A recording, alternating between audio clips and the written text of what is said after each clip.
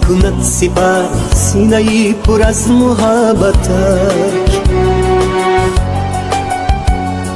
کیست آن کند ظفر در نبرد دشمنان ملتش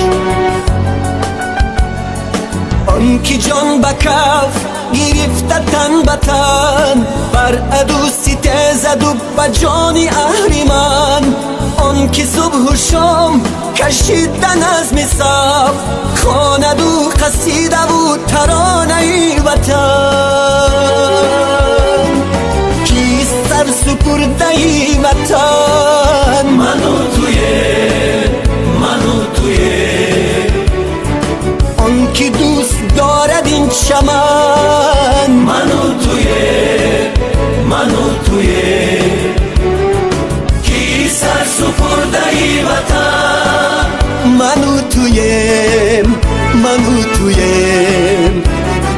آن که دوست دارد این چمن من و تویم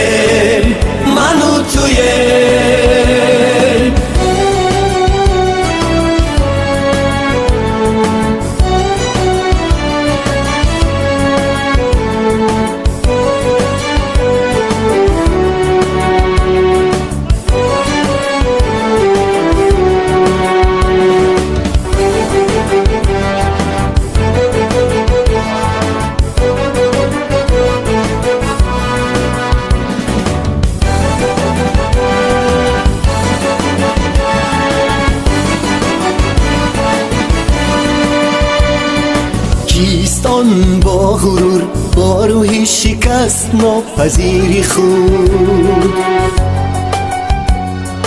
دشمنی خیانت از فدایی بر دیاری بی نظیر خود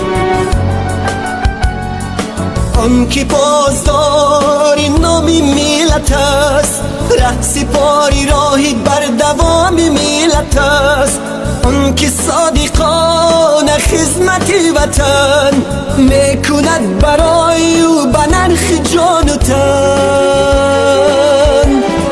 کیست سر سپرده وطن